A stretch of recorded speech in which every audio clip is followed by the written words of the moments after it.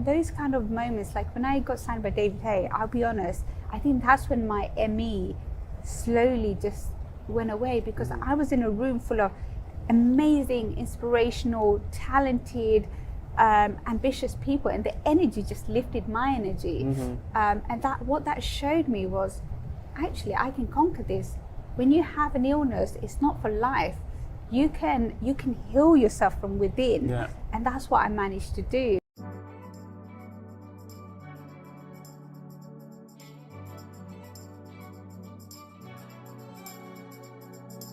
Hi guys, Ruben Tabares here with Minboso, and today I'm very excited because we have a very special guest, Ruqsana Begum. Hi, that is how you Ruben. say your name, Yes. right? I've known you all this time, but I'm just making sure. How are you doing? I'm great, thank you for having me. Oh, welcome, you're welcome. So for those people that may not know who you are, tell us a little bit about yourself. So I am a former world champion for Muay Thai kickboxing. Yep. I represented Great Britain in the amateurs for Muay Thai for around 8 years. And then I transitioned into professional boxing 2 years ago. And my first signing was with Mr. David Hay, which Yep. I'm really, really honored to be part of such a great team. And of course, you were part of the team, and Salas Ismail. So I had the most amazing journey transitioning into the boxing world. I trained you for your first pro boxing fight. Yes. What was it like transitioning from kickboxing into boxing? I underestimated how much work that was required, because it is two different sports. In a sense that not only the psychology is different, the foot movement, the speed, the balance, the posture, the rhythm is different. And I thought, well, I've got the fighting instinct. I'm someone who can punch hard. I've got the right attitude. I've got the discipline, the focus. I thought all of that was enough. But I underestimated that you need the motor skills, the rhythm in boxing. And that's what I've now been able to attain over the last 2 years. So I guess I was fighting out instinct in my debut, whereas now I feel like I have transitioned into boxing. So it's exciting for me to now see where I'm at in boxing and how I cope under pressure, because I feel like I have so much more tool set, whereas there I was just instinctively and being intuitive in the ring, which is very important, of course, as a fighter, but you do need the basic foundation in order to be able to have a wider range of skill set. Yeah, so they say never judge a book by its cover, and I think that you encapsulate that more than anyone I've ever met in my life. Thank you. Because the first time I met you, I thought, oh my God, she doesn't sound or look like a fighter. No. But when you're in the ring, you're a bit of an animal. Let's face it. You love a tear up. So let's go back and start at the beginning. Tell us a little bit about your background and growing up and Sure. and where your journey basically. Absolutely. So I come from very humble beginnings. I grew up in East London. I'm third generation in Great Britain. My grandfather initially came to London. He actually fought at the World War II. So I feel so honored and to have such a great role model in my life. So I guess that's where I get my work ethic from, and someone who's so determined, so focused, hardworking, striving for a better life. So that's what my motivation comes from, and seeing my parents really struggle and trying to give us the best life possible. So growing up, I fell in love with sports. I remember I used to watch Bruce Lee and Muhammad Ali, and I knew it was out the question for me to pursue a combat sport at that time, being Asian, being Muslim, being female, being petite, being ethnic. All of those, financially, economically, it was out the question for me in terms of approaching my parents on top of that. So I kept that passion hidden for many years. And I remember I was at a college and there was a notice board saying, kickboxing class, and I thought, perfect. This way I can go and attend the class. I don't need to worry about financially being able to afford a session. And I'm in a school environment, it's a safe environment. I attended this session and it was the first and the last session due to the school not having enough funding. So I was almost heartbroken, stood in front of the instructor and I was like, I was in tears. So he handed over his card and said, why don't you come to my gym? So I turned up at his gym and I thought, well, I can't afford £80 a month. I'm only 16 at this time. And so I went and got myself a part-time job in a chemist after school. Amazing. To pay for my class and to pay for my travel, because I didn't even have travel money. So I was skipping lunch at school in order to pay for my travel and then trying to save my pennies to get to the class. And then later do I know, he was in the process of selling the gym to another, I don't know where he was, selling the venue to. And so I stood there and thought, oh no, it might turn into a cash and carry or something. Yeah. So I was almost heartbroken again. And then I see another instructor walk in and he took over the gym. And I thought, okay, this is going to be a gym again. So really good. But I knew this person doesn't know me. This person isn't going to actually... You're going to have to start all over again. Yes, that I don't have that relationship to be able to just enter into his gym. So I used to then attend the gym every Sunday religiously whilst I was at university, and got myself a part-time job at JD Sports by that point. And I just fell in love with it. I love the fact that it allowed me to be present. It allowed me to let go of all my worries, all my tension, all my restrictions and restraints that I had growing up. And I was able to, for that hour and a half, I was happy. That was my happy time. Yeah. It gave me an escape. It gave me an outlet.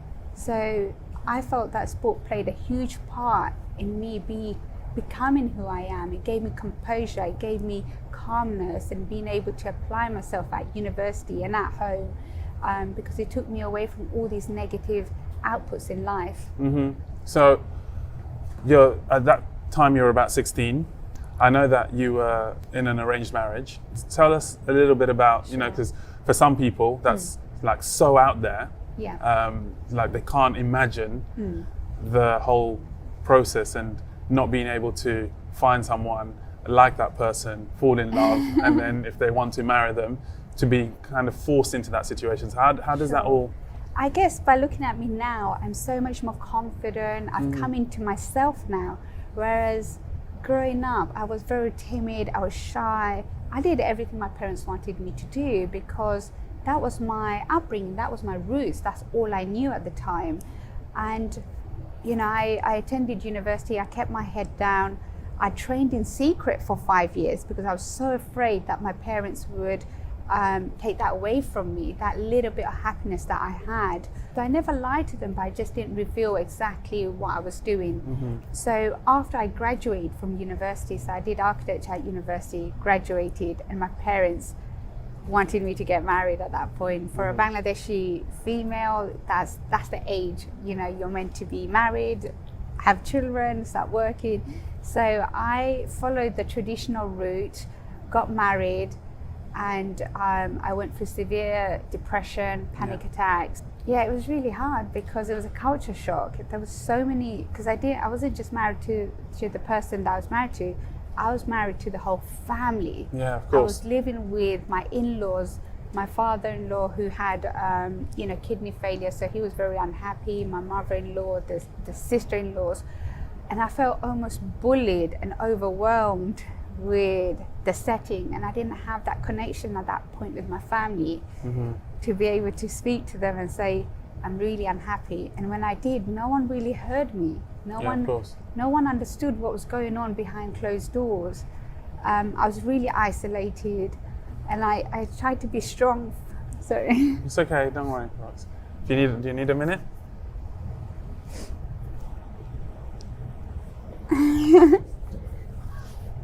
Yeah, I was trying to be strong for a long time because I believed in myself, and I thought I'm a fighter, I'm someone who doesn't give up on life, give up on myself.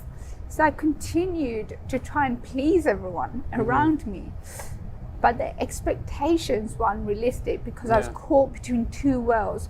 One where I was a traditional daughter-in-law, daughter, sister, young Bangladeshi British Muslim woman, and on the other side I was ambitious, I was modern in my thinking, respectful but driven at the same time. So I felt like those two worlds kind of clashed, and there wasn't a bridge between those to entities. And I think what's really made me happy now, and I found myself, is the fact that I've been able to bridge that gap and still keep my roots, keep my values, keep my identity. But that took a long time, that inner battle, the inner monologue that I went through for, maybe 2 decades of my life. And it's only in the last few years I've really come into love myself and who I am and embrace the challenges that I face. Yeah, that's amazing. It doesn't just happen to girls, to women. I know I have a very, very, very good friend of mine, and he was in an arranged marriage. He was telling me he was speaking to his dad, and his dad was kind of like, okay, no problem, you're not happy. So what? Doesn't matter. You still have to stay there. This has all been done. Yeah. So don't worry. It'll be fine. Just give it some time. Yeah. So I've understood it a lot more from your story and from his point of view. So it was very difficult. But I must say that when I first met you, I didn't know any of that stuff. All I just saw was just the force of nature in the ring. And it wasn't until, as we got, spent more and more time together training, you opened up and you told me about all this stuff, that I found it just a truly inspirational and amazing story for you to find that inner strength. Because a lot of people never find it. That's very important to say. A lot of people they go through it, they put up with it, and they put up with it for year after year after year, and then all of a sudden they're 60, 70, and it's like their whole life is gone, and it's very, very difficult to break. So you've written a book. Yes, I have. It's called Born Fighter. You need to get this book. It's an unbelievable story, as you can hear from Rox, and it's very, very close to your heart. The book is about your story, but what else is it about? I think my story is, I was saying that it's so much more than boxing. The boxing is just one part of it. It highlights so many of my obstacles in terms of overcoming ME, being a female in a male-dominated world, overcoming, family and, religious boundaries. All of those elements, I feel like it's so relatable on so many levels for people from all walks of life and all backgrounds, because what they will resonate is the challenges that I faced, and it's not individual to me. I think it's, like going through a marriage or breakup or heartbreak. Those are universal problems, and this is what the book highlights, is that there is hope, and you need to become your best friend and constantly move forward, even if you fall and fail. You've seen me, fail so many times, and I'm a big believer of failing to acquire knowledge and wisdom, and that wisdom is then going to lead you to where you need to be. Most people give up on that last hurdle, and that's 80% of the population. But that last 20%, you need to keep going, and in that breaking point, you will find your break. Yeah, and you talk about failing. You drew your first pro fight, which I thought you'd won. So did I. Not being biased, but so did Thomas. So everybody thought you'd won, but it happens in boxing. It happens. And then you lost your second fight. I fought the same girl twice. Yeah. So a year later, that fight was rearranged because I was so confident in my heart I was going to beat her the second time round. But this girl came in. I mean, she wanted the weigh-in the night before, which the weigh-in was meant to be on the day because the promoter had it already scheduled. She was lighter than me on the weigh-in, which was very unusual, drinking a cup of coffee.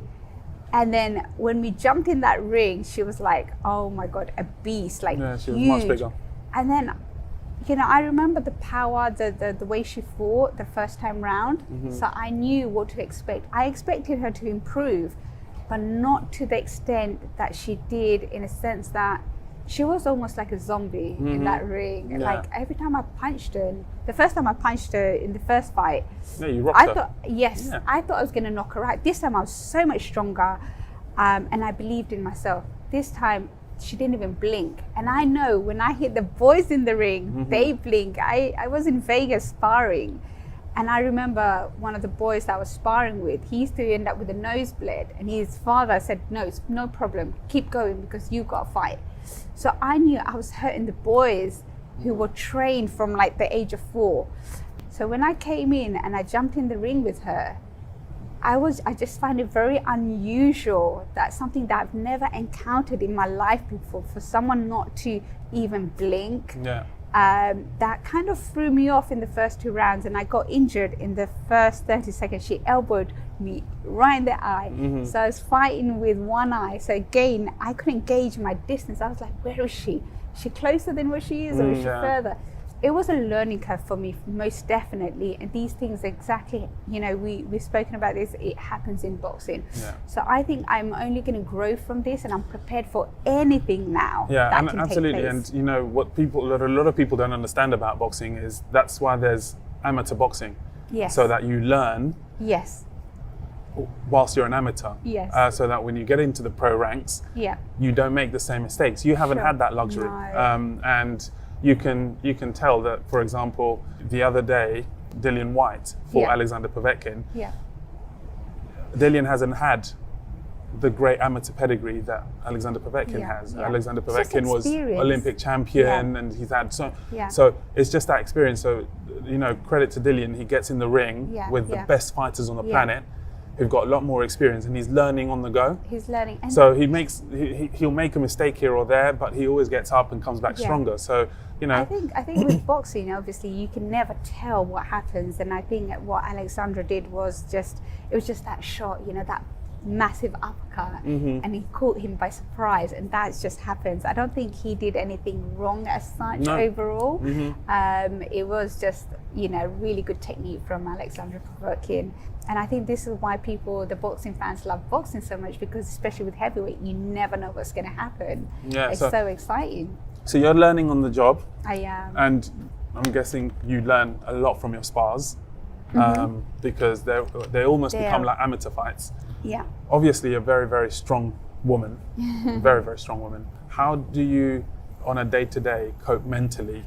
Mental health is now such a huge issue, and it's been recognized as a huge part of everyone's life, and everyone has ups and downs throughout the day and throughout the week and months and years.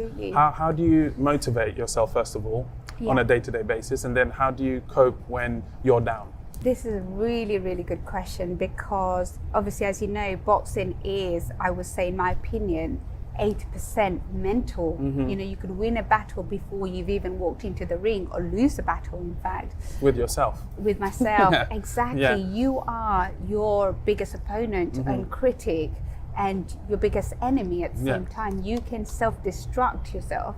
And this is why that mental positivity, attitude, and your perspective in life is so important. And if you have negative things happening, you just have to reassign different meaning to it to empower you. And this is a constant work. This is an ongoing, constant work within yourself. I think man has to conquer himself before they conquer anything else. Your inwards is going to reflect outwards. So the moment you change how you feel about something inwards, that person is going to change towards you, or that circumstance is going to change, or you'll attract the right people, right circumstance into your world. So it's so important to be able to be your own best friend. And believe me, it's not easy, because I have to constantly reassure myself, really challenge myself mentally every single day to be positive, to have that mental diet where I'm not allowing, because you choose to feel a certain way. You choose to let certain thoughts enter into your mind, and how long you dwell on that thought. So if I'm feeling in a negative way, I will quickly shift that thought into something positive, or something that I've really, a memorable moment or an achievement that I felt so proud of myself. So that shifts my energy back to a positive energy. And when you're on that receptive mode, you will attract more positivity. Right, exactly. But if you're in that negative mode, it will constantly attract negativity. So this is something that I think is an ongoing thing with all of us.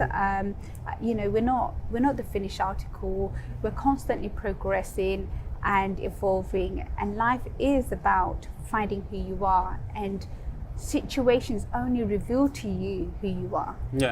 And it's very important for people to realize in general that everyone has those little voices of doubt. Everyone, 100%. no matter if it's David Hay, Usain Bolt, Lewis Hamilton, whoever. Everyone has that little voice sometimes that pops up unexpectedly, and it's how you deal with that. You know, I remember I was about to do my my first public speaking role, which was I'd spoken publicly before, but not to this, you know, level of an audience. And there were about 1,500, 2,000 people in the audience, and it was for Adidas. They'd asked me to come along and speak about wellness and nutrition and that kind of stuff. And just before I went out, I was really nervous, and this was a few years ago. And I thought, why am I so nervous? And then I looked inwardly, and I could hear the little voice saying, "Oh my God, you're going to make a fool of yourself on stage, and you better run off now. Don't worry, give the money back. No one's going to care. What, you know, just don't get on that stage." And at that moment, I turned in, and the voice was over here somewhere, and I turned to it and I said, "I'm getting on stage with or without you." Yes. You know, and I'd rather you just shut the hell up. And let me get on with what I want to do. It's that self-talk, and how you counter those the thoughts that you have occurring. So, and I must say, that voice has never come back. Amazing. You know, it's so because you confronted your fear. Yeah, you have to. You have to, and no matter if it's in the ring or it's with yourself or it's with someone else. And I think you've done that so many times. I'm telling you, I'm afraid every single time you've seen me as I'm about to walk in, you know, do my ring walk and sit in the changing room. It's that anticipation. The nerves creep in, but it's how you handle it. And for me, it's meditation, prayer, and just believing that, you know, this is an opportunity and chance that allows me to, if I can come out in the other side, I've already won. It doesn't matter what the results or outcome is. It's giving me, I've conquered myself and my own fears. And you're right, once you confront your fears, it doesn't chase you. But if you keep running away, life will chase you. Yeah, of course, until absolutely. you confront that. So you suffered with ME. I did. Still got it? Not so much? I think I've become so good at managing my condition now, because like you said, it's all about well-being, being positive, being healthy in your outlook to life. I think staying away from stress, and what that means is just cutting people that are negative, who are draining you, on don't have the best interests at heart for you. Just learning to be in a room full of positivity and people who inspire you. And those kind of moments, like when I got signed by David Hay, I'll be honest, I think that's when my ME slowly just went away, because I was in a room full of amazing, inspirational, talented, ambitious people, and the energy just lifted my energy. And what that showed me was, actually, I can conquer this. When you have an illness, it's not for life. You can heal yourself from within, and that's what I managed to do. So, and you know, I know from my own personal experience that when a lot of the time, not always, but a lot of the time, when something manifests itself physically within your body, it's something mental trying to speak to you. And you know, a lot of doctors say, no, that's rubbish and all the rest of it. But just from my own experience and from speaking to other people, that's usually the case. And normally when you confront your fears, or you do something which you were afraid of and all the rest of it, that condition a lot of the time disappears. So because we tend to suppress those fears or feelings or insecurity or doubt, some sort of, if we're suppressing it, that will then manifest into some sort of disease, whether it's back pain or stress or headaches, and then that will attract more disease. So you need to catch it straight away and diffuse it and neutralize that. And that's where knowing yourself is so important. Mentally, you say that you dealt with ME because of your outlook in life and all the rest of it. Nutritionally, what have you done? I mean, it all plays a huge part. It's not one thing, it's everything. It's being positive, being around people that inspire you, people that are, you know, just genuinely good people in your life. They don't need to inspire you, but they could just be good people that support you on your journey.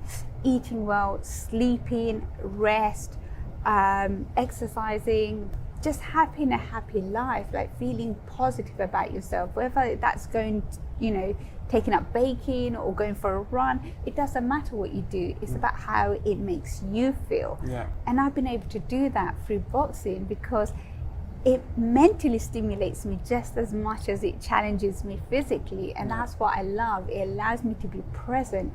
And when you're present, you're living every single second of your life to the max. What did you have for breakfast, for example?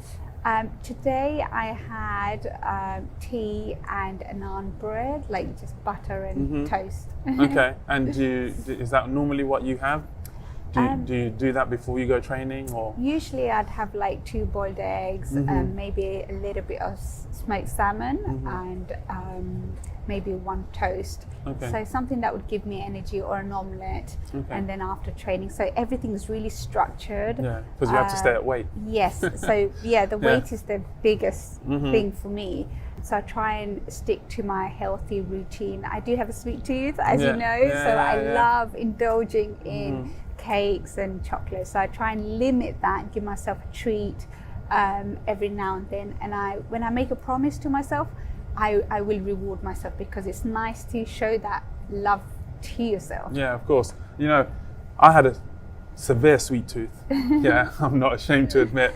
When I was young, I used to sit there with those big foot-long chocolate bars of Milka with all the hazelnuts and stuff. And I used to go through the whole thing, and I was like, oh no, it's okay, don't worry, I'll burn it off in a minute. But I was 15, 16, and I had no idea of the repercussions. Yes.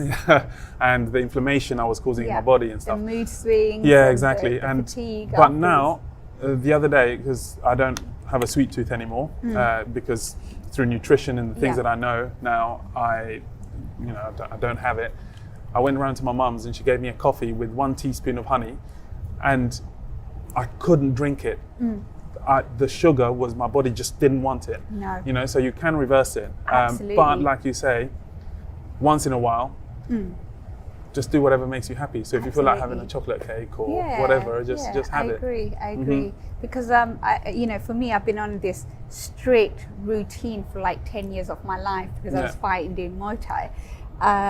But it's become part of my life now. I actually enjoy eating healthy. I don't crave those nasty foods anymore, or fast foods anymore. I love a grilled sea bass or a grilled chicken breast. So for me, you can change your palate. Absolutely. And I absolutely agree. Like now, if I have a little bit of chocolate, I feel like it doesn't taste good, and it's just too much sugar, that you just feel very unsteady. So I've got a question for you. Go on. So you've had this amazing journey throughout your life, and you were we were mentally so strong and spiritually so strong to be able to get yourself out of the situation and create your life. If a younger version of yourself is now listening to this, because it's not unique, there are so many people in your position, you've just been able to elevate yourself. What would you say to that young girl or young man? For me, the biggest thing that I had in my first, say, 25 years of my life, I didn't have confidence and self-belief. I had all the talent, but I didn't believe in myself. I was constantly looking for validation and reassurance from my coaches, from my teammates, for a fight to go really well, and then I'd get validation. And what I've realized now is that I don't need validation from anyone else. As long as I'm happy with where I am in my life and with the outcome, it's okay. I don't need someone else to tell me how they feel about my achievements and my journey. And that's what I would say, because that makes the biggest change. Because you are in your element, then you look after yourself, and that will inspire so many people to find who they are and be their own best friend. Okay, amazing advice. You've written your book. Yes. Tell us about the process of writing a book, because I believe everyone can write a book, because everyone's got a story to tell. Yes. But not everyone does that because of many different obstacles, and maybe that's not something they want to do. But you've done that, and very successfully. So tell us about the process of writing the book. How did it all start? About? I remember when I first became a British champion, it was unknown and unheard of someone from my background to become a champion. And I truly felt that I could inspire people and give them a voice. And of course, I came through at the time through the arranged marriage, so I knew, people from my background could really benefit from the struggles that I faced and give them hope in terms of finding who they are, and that if you go through an arranged marriage, it doesn't mean you're scarred for life. It's just a momentary thing. It's a temporary feeling at that time that I just felt a little bit lost. So that's where my true passion came from about writing my book. And I remember I approached several writers at the time because I felt that my English wasn't strong enough, and I'm dyslexic as well. Okay. So so I even though I have a degree in architecture, I felt that it's not the content, it's more about grammar and punctuation. And what they came back to me was, well, you're not Katie Price. Yeah. And I thought, well, obviously not.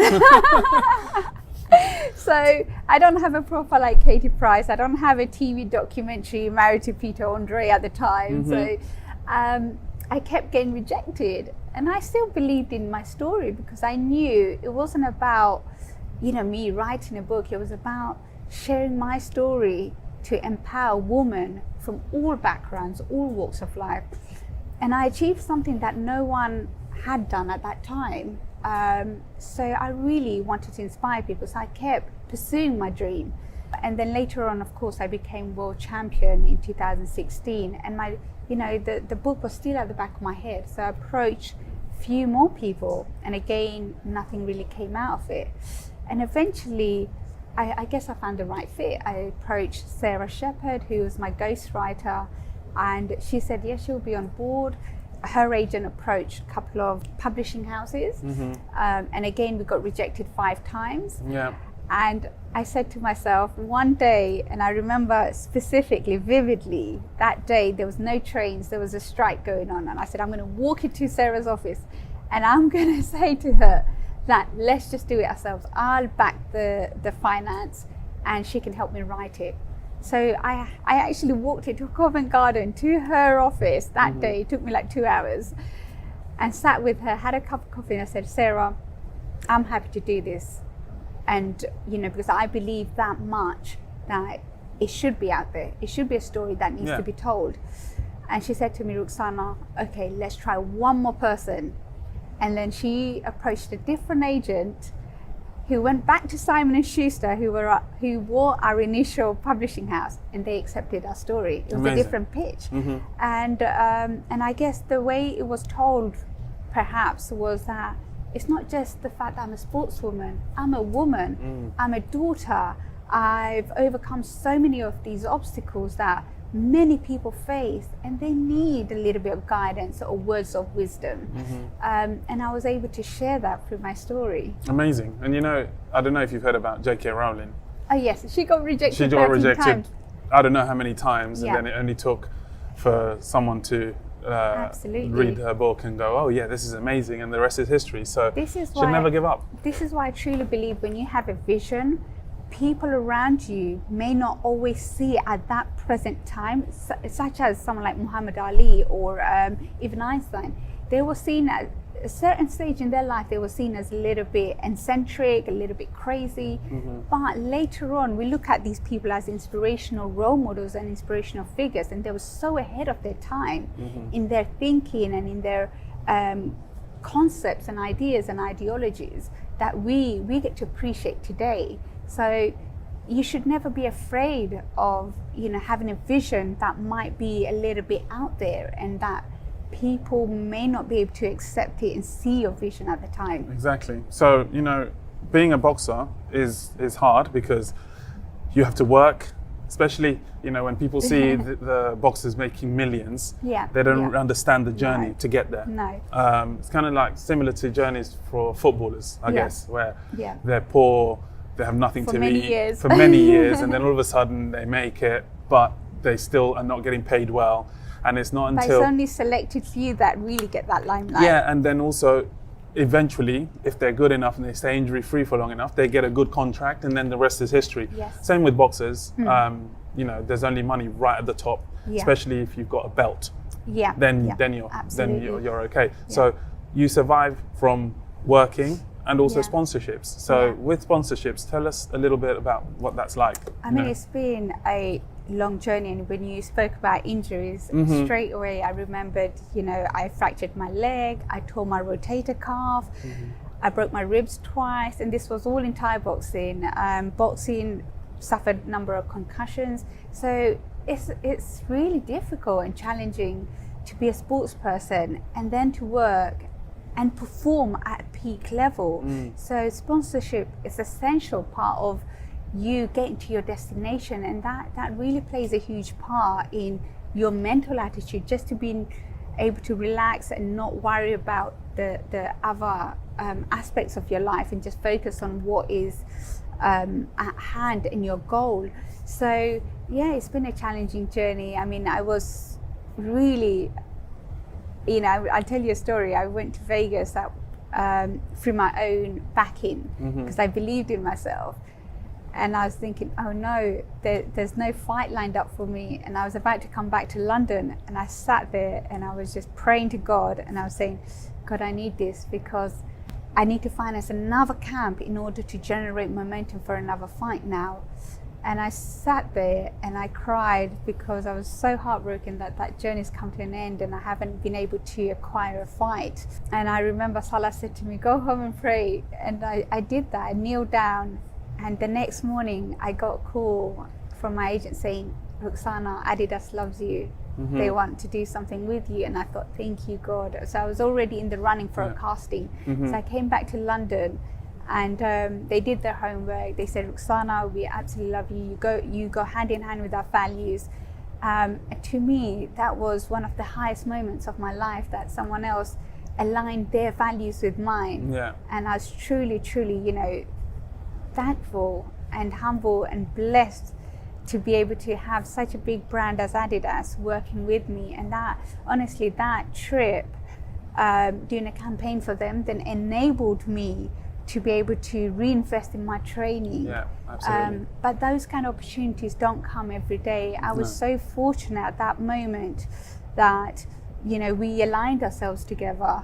But it's hugely important, but like everything's about synchronicity. So I remember Michael Jordan saying that he was a massive fan of Adidas, and I think at the time, and then he got with Nike. he was being sponsored by Adidas, and he wanted to create his own brand, Jordan, but with Adidas. And they kept saying, no, it's not going to work. It's not going to work. Then Nike came along and said, we love you, we think that will work, and then the rest is history, I'm a firm believer that sometimes when something happens, people get really down and they say, oh no, this has happened and it's not how I envisaged it, but that's not necessarily what was going to be the best for you. So it's hugely important. You also, as with everyone, myself included, I've been a little bit resistant to social media in the past. What's social media like for you? I mean, I have a young boxer who I manage and train called Oliver Edwards, that you know. And he said that he, for long periods of his life, he used to wake up and look at his phone immediately and scroll for hours before he'd get out of bed. What's social media like for you? Okay, so I mean, I find social media, and there's so many distractions in the world anyway, and everyone wants your attention, whether it's social media, friends, family, people out there, the advertisement, that's all designed to take away your attention, you being present and being aligned. So for me, I control myself with social media, but it can be a huge distraction, and mentally can really affect you, because even when I'm scrolling down and I see women who are stunning, and I'm thinking, I'm a confident person, even I'm intimidated. So I can only imagine what these young girls who are teenagers, how they feel, that there's a certain expectation to look a certain way and behave a certain way, or to own a certain outfit. I see my little niece, who's only 8, she does all these TikTok dances, and she wants to dress with those crop tops and show a certain part of her physique. And I just think, wow, I didn't have that when I was growing up. Yeah. You know, I saw the world. This is why I'm so grateful that I saw the world transition from, you know, playing in the parks and being present and being told off for coming home too late, to now these kids don't go to the park. They don't know how to play. They don't know how to interact. They don't have communication skills. All they do is they're interacting through social media. They're on TikTok, they're on Instagram, and it can have a real negative effect, because as humans we should be able to be around one another. We should have social presence and social skills. So I try and limit myself how much social media influence that I'm receiving, because it is an influence and it's a choice. So I tend to post something, you know, a couple of times a week, just to keep the interest rising so people can see what I'm up to and follow my journey. But to me, it's not really a huge part of my life. I'm someone who loves to be present and really engage with you on a face-to-face level, rather than through, you know, a text message that can be so misconstrued and misunderstood. Because you don't hear someone's tone, you don't see the facial expression, you don't hear the inclination of your voice or the body language, which plays actually 80% of your delivery. So, and you know what, one thing that people don't realize as well, a lot of people don't realize with social media, is I trained a social media star. And she then went on to become a model, and she modeled for Victoria's Secret. And one thing that I admired about this girl was, first, she trained like an athlete. Amazing. She trained incredibly hard. The first time I trained her, I threw everything at her, and she got through it. Amazing. And I thought, okay, respect. She had a photographer, and they told me they would take about 10,000 pictures a day.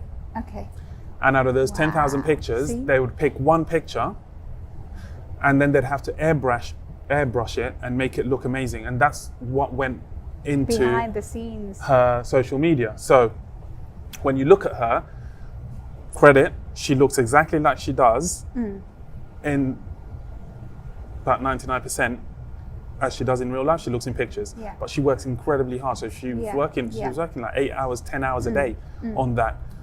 So when people look at that, they shouldn't think, oh, I need to look like that. There's a purpose for her behind that. And then the thing that made me give up the other day was, I have a friend who's relatively in good shape, and I saw him. He asked me to take a picture, so I took a picture, and then of his with no top on. Then he spent 5 minutes messing around on his phone and came back, and he said, "What do you think?" And I went, "That's not how you look." Oh my God. He's got an app that changes his abs. Oh my Lord. And can make him more ripped and all this stuff. And I thought, what are you doing? I think it's false advertising. Yeah, this is the thing that I feel like, if you look at my social media, when I train, I have no makeup on. I'm just me. And I guess this is the portrayal that I want to, you know, convey through my social media. You're keeping a balance. Yeah, I just want to be organic. Like, I love being a girl. I love wearing heels and makeup. Not, you know, not extreme makeup, just now and then. But when I'm training, I want to be in my zone. I want to be in my element. It is all about training. And that's what's misrepresented through these filters and apps, where the girls are so insecure about their own looks. They need to put these filters on to show that they've got mascara on, or, you know, contouring on their face. And that's not what I want to really portray through my images. I want young girls and women to feel empowered by who they are and what their achievements are and how they carry themselves, rather than feeling insecure, because these kind of apps make you feel insecure because you're not looking as glamorous and you're not keeping up with everyone else. You know, if you don't look a certain way. Real life gets in the way. Okay, Rox, thank you so much for the interview. It was very, very insightful, very, very, one of the best interviews I think I've heard. Oh, thank you. And if you've not already got it, I'm going to plug your book. Yes. Born Fighter by Rox. You can get this in Amazon. Amazon or Waterstones. Or Waterstones. Go down and get your copy. It's an amazing read. So well done. You. And now we're going to do a little bit of a fitness test. Excellent. You said before that you're in shape, so we're going to see. So we're going to do just some chins or pull-ups. Shape. Okay, COVID shape. Yeah. Chins or pull-ups. Okay. A broad jump and a 1 minute row. and see where you Fantastic. place on the leaderboard. All right, let's see. Okay, let's do this. Let's do this. Minboso is all about mind, body, and soul. For more exclusive content, like, subscribe, click on the link below, above. Do your thing. Any questions? Direct message us, and see you there.